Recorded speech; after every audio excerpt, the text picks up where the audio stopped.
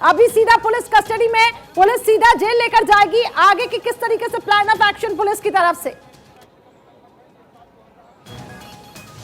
देखिए, तमाम जो अधिकारी यहाँ पहुंच चुके हैं, जो वरीय अधिकारी हैं गाजीपुर के पुलिस के, वो तमाम अभी तुरंत यहाँ से वो गए हैं कोर्ट की तरफ और वहाँ से उनको अफजाल अंसारी को कोर्ट से लेकर जेल जाने की प्रक्रिया शुरू की जाएगी। आप देख सकती हैं कैदी वाहन बुला लिया गया है वहाँ पे और तमाम एहतियात बरते जा रहे हैं ताकि कहीं से भी कोई किस तरह की कोई समस्या ना हो और सुरक्षा में कोई चूक ना हो। इसको लेकर खासे एहतियात बरते जा रहे हैं और तमाम अधिकारी यहाँ मौजूद हैं और यहाँ से सीधे सीधे अफजाल अंसारी को कोर्ट से जेल ले जाने की प्रक्रिया प्रारंभ की जाएगी थोड़ी देर में और कोर्ट से उनको लेकर सीधे गाजीपुर जेल ले जाया जाएगा और उसके बाद अब उनके वकील आएंगे तो वो बताएंगे कि आखिर वो कब क्या करेंगे, आखिर उनका अगला कदम क्या होगा। हालांकि जो ठीक है, चलिए आप नजर बनाए रखिएगा। और ये देखिए बताया जा रहा है कि वहां पे बड़ी संख्या में लोग तो जुटे ही हैं, लेकिन साथ ही देखिए रंजन साहब इस वक्त हमारे साथ लगातार बने हुए हैं। रंजन साहब, अब यहाँ पे अफजाल अंसारी को भी सजा का ऐलान हो गया, सांसदी चली गई।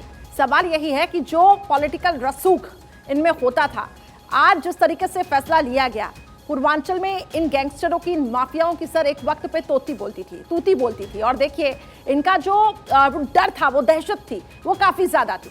लेकिन आज उसी पूर्वांचल में हालात देखिए किस तरीके से हो रहे हैं। क्या वहां पर वो जो डर उत्तर प्रदेश की सरकार जो इन माफियाओं में बनाने का जो काम कर रही है, वो कितना जरूरी है? देखिए, जो सरकार जो कदम उठा रही है, ये इसको आप मानिए कि ये प्रारंभिक दौर है। ये इनकी जड़ें इस प्रकार के ठेके, जितने ठेके हैं उनसे इनको पैसा आता है जी। जितने पूंजीपति हैं उनसे इनको पैसा आता है और अभी एक बहुत बड़ी मात्रा में इनके गुर्गे बाहर घूम रहे हैं जो कि अभी पैसा वसूल रहे हैं। और जिस प्रकार से अब देखिए इतना जो अतीक का हाल हुआ, जैसे देखिए एक कहावत है कि कोतवाल साहब कुत्ता मरा तो 1000 लोग पहुंचे, कोतवाल साहब मरे तो कोई नहीं पहुंचा। अब अतीक जब मर गए हैं जो अतीक, तो सारे राज खुल रहे हैं, डायरिया मिल रही है, कागज मिल रहे हैं, इंडेक्स मिल रहे हैं, उसका एनालिसिस। जी चलिए, रंजन साहब का ऑडियो हमें ठीक तरीके से मिल पा रहा है, लेकिन पूरी कोशिश करेंगे एक बार फिर से कनेक्ट करने की। सर्वेश लगातार मेरे साथ जुड़े हुए हैं। सर्वेश, जिसके बारे में बार बार हम बात कर रखे हैं कि ठीक है, इन माफियाओं को, गैंगस्टरों को सजा का ऐलान तो हो जाता है, लेकिन बहुत जरूरी हो जाता है उस नेक्सस को तोड़ना। उस नेक्सस का आखिर भंडाफोड़ कैसे होगा? क्योंकि देखिए हो सकता है अभी भी माफिया मुख्तार अंसारी, अफजाल अंसारी के कई ऐसे गुर्गे हो जो बेपरवाह घूम रहे हो, बेखौफ घूम रहे हो। देखिए, अभी एक और खबर आई है कि मऊ से उमर अंसारी, जो मुख्तार अंसारी के बेटे हैं, छोटे बेटे, उनके खिलाफ भी गिरफ्तारी का वारंट जारी किया गया। तो इस तरह से तमाम जो नेक्सस है उसको तोड़ने की कोशिश योगी सरकार कर रही है। माफियाओं के गुंडा राज को खत्म करने की जो प्रक्रिया है वो लगातार उत्तर प्रदेश में जारी है और उसी के तहत लगातार, चाहे वो अतीक अहमद हो या फिर मुख्तार अंसारी हो, ऐसे तमाम गैंगस्टर के खिलाफ कार्रवाई जारी है। गुड्डू मुस्लिम अभी तक छुपता फिर रहा है, लेकिन आखिर वो कब तक छुपेगा? जिस तरीके से पुलिस उसको लगातार ट्रेस करने की कोशिश कर रही है, कभी ना कभी वो भी अमृतपाल की तरह एक दिन पुलिस के हत्थे चढ़ेगा ही। तो ये तमाम चीजें जो हैं कहीं ना कहीं ऐसा दिखा रही हैं, इससे साफ हो जाता है कि योगी सरकार की मंशा क्या है। उत्तर प्रदेश को अपराध मुक्त बनाने की जो कवायद है उसमें किसी भी तरह की कोई कोताही नहीं बरती जा रही है। मुझे ऐसा लगता है सर्वेश, वो डर इन माफियाओं में पैदा करने के लिए उत्तर प्रदेश सरकार ने जो काम किया है वो कहीं ना कहीं अब वो दिख भी रहा है कि किस तरीके से वो डर इन माफियाओं में भी है। क्योंकि इस वक्त मेरे साथ कंसल्टिंग एडिटर अमित मिश्रा जी भी जुड़ चुके हैं, उनकी तरफ मैं रुख करूंगी। अमित जी, मुख्तार अंसारी को सजा होती है, अफजाल अंसारी को सजा का ऐलान कर दिया जाता है, सांसदी चली गई। अगर हम देखें इस पूरे पॉलिटिकल, अब तक के इस पूरे घटनाक्रम को, अतीक अहमद के बाद ये एक बड़ा फैसला कोर्ट का आया है। ऐसे में उत्तर प्रदेश के लॉ एंड ऑर्डर को लेकर भी सवाल उठ रहा है और सवाल ये भी उठ रहा है, क्या लगता है कि माफिया में वो डर, वो दहशत इससे पैदा होगी आगे आने वाले समय में? बिल्कुल करिश्मा, और आप देखें कि सबसे बड़ी बात है जो उत्तर प्रदेश में विधानसभा के चुनाव हुए थे और चुनाव में मुख्य मुद्दा जो था वो लॉ एंड ऑर्डर का ही था। और भारतीय जनता पार्टी ने इस बात को लेकर हमेशा अपने एक चीज रखी थी, कानून व्यवस्था दुरुस्त रहेगा, जो पहले भी शासन में रहा है और वो की तरफ चल रहा है। खासतौर से आप विधानसभा के उस भाषण का जिक्र मैं करना चाहूंगा। इसमें मुख्यमंत्री योगी आदित्यनाथ ने कहा था कि माफियाओं को मिट्टी में मिला दिया जाएगा और वो इसलिए कहा गया था किसी एक पर्टिकुलर धर्म जाति विशेष के लिए नहीं था। जो भी माफिया है, जिस पर भी गुंडा एक्ट या तमाम तरीके के आईपीसी के तहत मामले चल रहे हैं, उन पर वो मुकदमे खुले हैं उन पर जो मुकदमे खुले हैं उनके तहत न्यायालय में अपने सरकार ने अपनी पैरवी रखी है, सक्रियता दिखाई है और मामलों पर जो है वो फैसले आते हैं। और इस फैसले के तहत सबसे बड़ी बात जो है कि उत्तर प्रदेश में संदेश तो जा ही रहा है कि जो भी कल तक अपने बल के आधार पर या गुंडाई के आधार पर पैसे मांगते थे या समाज में लोगों को धमकाते थे, उनकी अब खैर नहीं। और इसी के तहत ये मामला भी देखा जा रहा है। अफजाल अंसारी और मुख्तार अंसारी पर जो फैसला आया है कोर्ट का, तौर पर वो उस दिशा में एक प्रक्रिया है। बिल्कुल, माफियाओं की खैर नहीं, इन गैंगस्टरों की खैर नहीं और उनमें खौफ पैदा करने का काम योगी सरकार कर रही है। लगातार अवनीश भी मेरे साथ बने हुए। अवनीश, जिसका हम जिक्र कर रहे थे कि अगर 2 साल से अधिक की सजा होती है तो सांसदी जा सकती है और 4 साल की सजा मतलब सांसदी चली गई। ऐसे में माफिया पर शिकंजा योगी सरकार कसती हुई दिखाई दे रही है। आगे आने वाले समय के लिए कितना ज्यादा हम ये कह सकते हैं कि एक एग्जाम्पल यहाँ पे सेट किया जा रहा है? सबसे बड़ी चुनौती सजाई दिलाना होती है अपराधी को। एक बार आप मुकदमा FIR तो दर्ज हो जाता है, कई बार अदालत की भी दखल रहती है, लेकिन जांच एजेंसियों को असली मुकदमा करनी होती है, जब गवाही दिलानी पड़ती है, क्योंकि लंबे लंबे समय तक मुकदमे चलते हैं। ये मुकदमे आप देखिए कितने पुराने नंद किशोर गुप्ता का मामला रहा हो, किसान राय की हत्या रही है, ये तमाम मामले बहुत ही पुराने मामले हैं। और ऐसे में उनका अगर आप देखिए किसान राय के मामले के मेरे कर्नाटका के भाई बहन मुझे बताइए, करोगे ना? चलिए, हो चुके थे दोनों, तो इस तरीके से उनकी घेराबंदी करना उनके खिलाफ। जी अवनीश कंटिन्यू। गवाहों को लेकर के जो है अदालत तक जाना ये बड़ी चुनौती होती है प्रशासनिक अमले के लिए और शायद इसमें योगी सरकार कामयाब रही।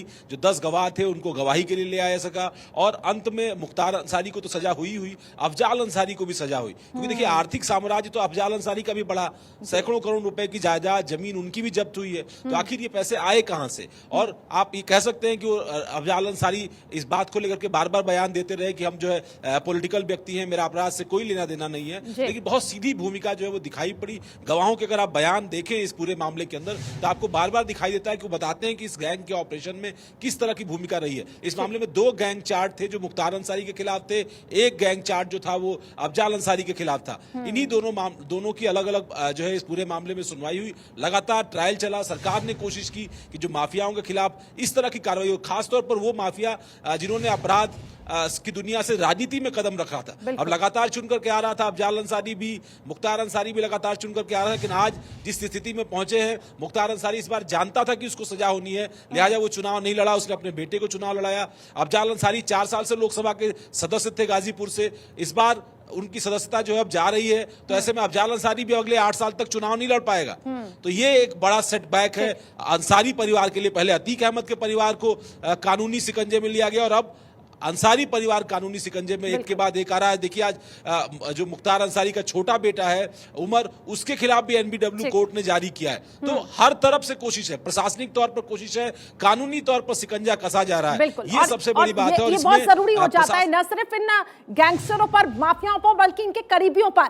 रंजन साहब इसी का ही जिक्र कर रहे थे कि इन माफियाओं के जो हम ये कह सकते हैं गुर्गे हैं, उनके ऊपर भी शिकंजा कसना बहुत जरूरी हो जाता है। लेकिन सर्वेश के पास कुछ अपडेट है। सर्वेश, ओवर टू यू, क्या जानकारी? देखिए पुलिस को लेकर रवाना हो रही है, आप देख सकते हैं किस तरीके से अफजाल अंसारी को लेकर पुलिस रवाना हो रही है और खास एहतियात बरती जा रही है। और सबसे आगे देखिए जो एस्कॉर्ट की गाड़ी है वो है और उसके साथ साथ पीछे जो है वो कैदी वाहन है जिसमें अफजाल अंसारी है और उसको लेकर गाजीपुर जेल लेकर जाने की कोशिश की जारी है। और पुलिस जो औपचारिकताएं हैं वो शेष रह गई हैं और देखिए अब रवाना हो चुका है काफिला जो कोर्ट से निकला है, कोर्ट परिसर, सीधे ये गाजीपुर जेल लेकर जाया जा रहा है अफजाल अंसारी को। और तमाम जो सुरक्षा के एहतियात जो बरतने चाहिए वो तमाम एहतियात बरते जा रहे हैं। तमाम जो अधिकारी हैं वो खास तौर पे साथ में हैं और ये आप देख सकते हैं कि किस अफजाल अंसारी जो है वो सबसे आगे जो गाड़ी है वो एस्कॉर्ट वाली गाड़ी है, उसके ठीक पीछे जो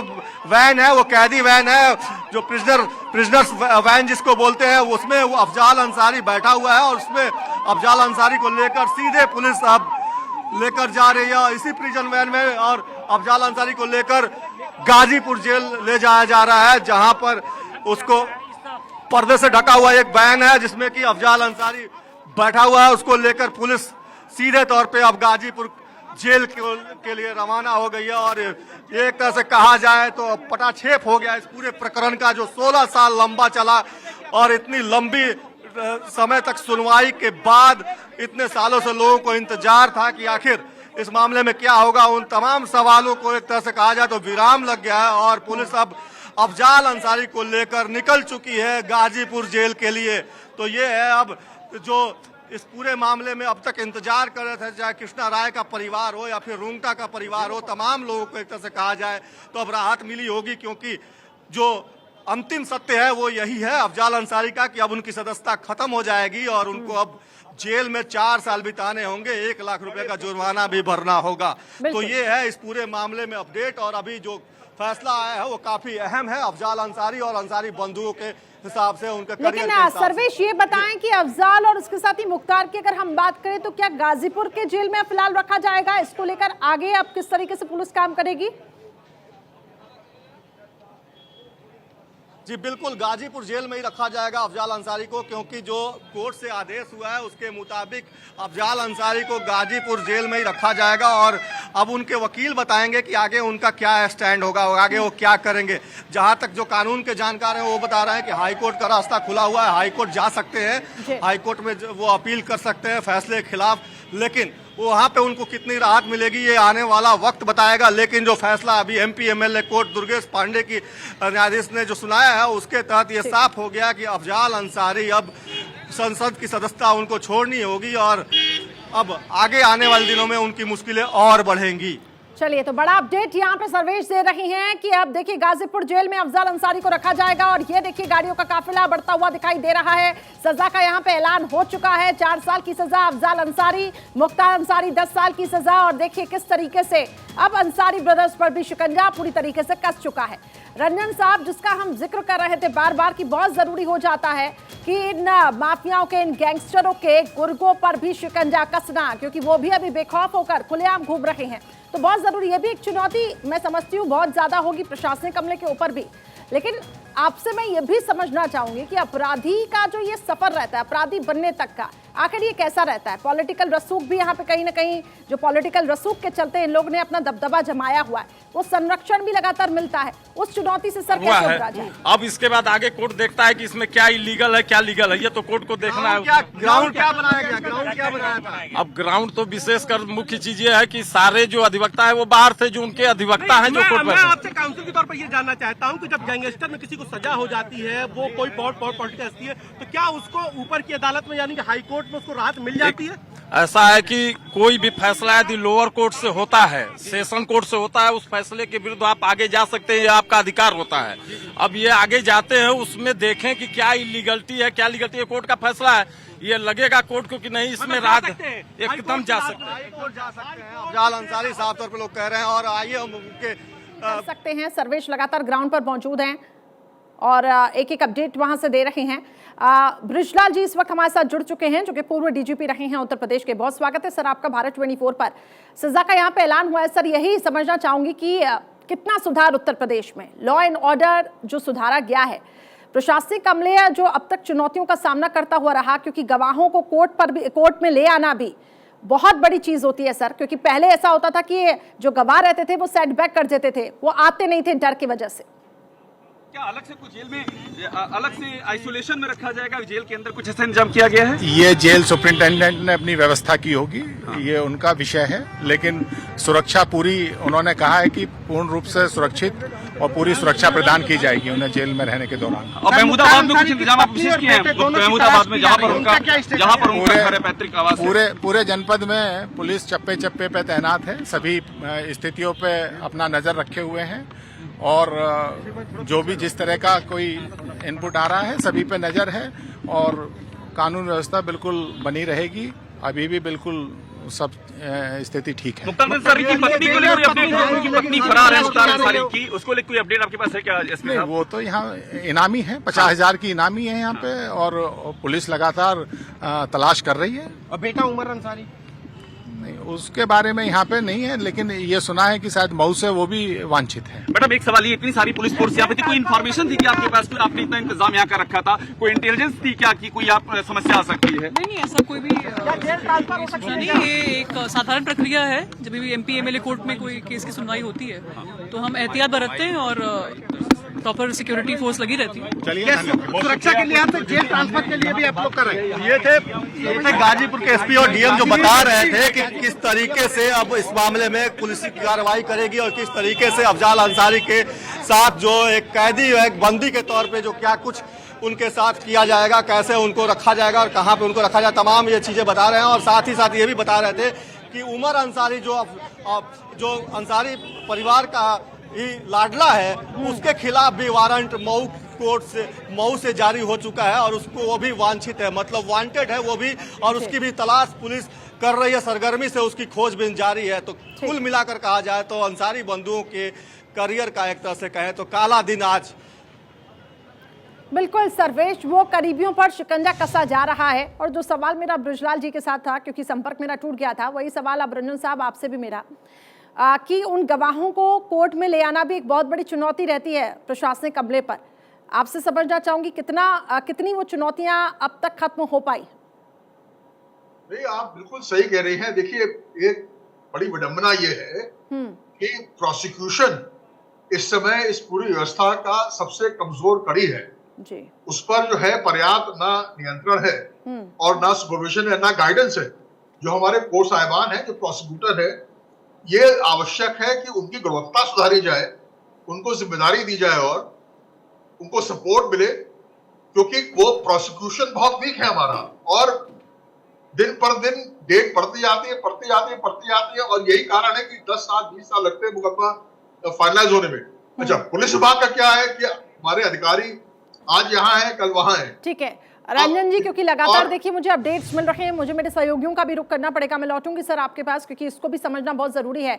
क्या अपडेट है अवनीश आपके पास? देखिए, इस मामले में ऊपर की अदालत में अप्रोच अफजाल अंसारी की तरफ से की जाएगी। ये जानकारी मिल रही है कि उसके जो वकील हैं वो ऊपर की अदालत में अप्रोच करेंगे और उसके माध्यम से रिलीफ लेने की कोशिश करेंगे। 3 साल से ज्यादा की जो सजा होती है अगर, तो फिर इमीडिएट बेल नहीं मिल पाती। इससे कम की अगर सजा हो तो अदालत में आप बेल की अर्जी देते हैं। और जैसे राहुल गांधी को आपको याद होगा कुछ दिनों पहले जिस तरीके से गुजरात की कोर्ट से बेल मिली थी, उस तरह से बेल मिल सकती थी। लेकिन चूंकि ये सजा ज्यादा है, 4 साल की सजा है, तो ऐसे में बेल जो है वो तुरंत नहीं मिलेगी। बेल एप्लीकेशन लगानी होगी, उसकी सुनवाई अदालत में होगी और उसके आधार पर फिर अदालत का फैसला जो आएगा उस पर कार्रवाई होगी। जिस तरीके से इस पूरे मामले में अगर आप देखें, अफजाल अंसारी, मुख्तार अंसारी पर तो बहुत बातचीत होती रही है, लेकिन अफजाल अंसारी पर खासतौर पर उसके क्रिमिनल रिकॉर्ड्स पर बहुत बातचीत नहीं होती रही है, क्योंकि एक लंबा राजनीतिक इतिहास रहा है। वो कम्युनिस्ट पार्टी के टिकट पर यूसुफपुर मोहम्मदाबाद की सीट से लगातार चुन करके आता रहा, फिर समाजवादी पार्टी में शामिल हुआ, फिर BSP में शामिल हुआ, और पिछली बार लोकसभा का जब समाजवादी पार्टी और BSP का गठबंधन हुआ था तब गाजीपुर से उम्मीदवार था और उसने केंद्रीय मंत्री मनोज सिन्हा को चुनाव हराया था करीब 1 लाख वोट के अंतर से। तो ये एक बड़ी प्रतिष्ठा का सवाल ये था कि जो अंसारी परिवार है वो राजनीतिक चोला ओढ़ करके, इस बार भी मुख्तार अंसारी का बेटा और उसका भतीजा दोनों के दोनों विधायक है। बेटा मऊ सदर सीट से विधायक है, भतीजा जो है वो मोहम्मदाबाद, यूसुफपुर मोहम्मदाबाद जो सीट है वहां से विधायक है। तो सियासी प्रभाव इन इलाकों में रहा और इसीलिए शायद लॉ एंड ऑर्डर को देखते हुए वहां DMSP खुद मौके पर पहुंचे, वहां पुलिस बल जो है वो काफी संख्या में लगाया गया। मऊ में भी जो है सुरक्षा व्यवस्था अलर्ट पर है। गाजीपुर के भी अलग अलग इलाकों में जहां अंसारी परिवार का प्रभाव है वहां पर सुरक्षा व्यवस्था चाक चौबंद कर दी गई है। इस बात की सूचना मिल रही है गाजीपुर से, और ये पूरी तैयारी है कि जिस तरीके से अपराधी का ट्रीटमेंट होता है वैसा ही ट्रीटमेंट जो है वो अफजाल अंसारी को मिलेगा। हाँ, ये बड़ा झटका है बहुजन समाज पार्टी के लिए। हालांकि बहुजन समाज पार्टी से जो है बहुत अब नजदीकी रिश्ते अफजाल अंसारी या अंसारी परिवार के नहीं रह गए थे, लेकिन औपचारिक तौर पर वो BSP के सदस्य वो था।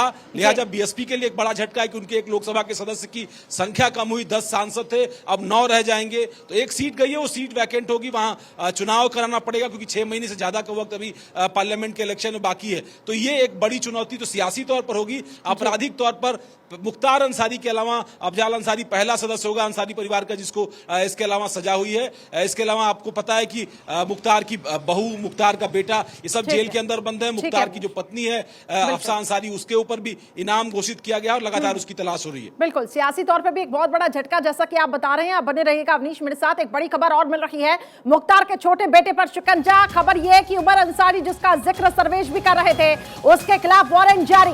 मऊ कोर्ट ने जारी किया है गैर जमानती वारंट। अधिकारियों को धमकी देने का आरोप यहां पे लगा है। इस वक्त की बड़ी खबर आपको बता रखी है, मुख्तार अंसारी का जो बेटा है उसके ऊपर भी शिकंजा कसता हुआ दिखाई दे रहा है उमर अंसारी के खिलाफ। अब यहां पे वारंट जारी किया गया है। सुमित लगातार मेरे साथ बने हुए हैं। सुमित, बहुत जरूरी हो जाता है, अंसारी ब्रदर्स को तो एक बहुत बड़ा झटका लगा, करीबियों पर भी शिकंजा कस रहा है, लेकिन अब उनके बेटे उमर अंसारी के खिलाफ वारंट जारी।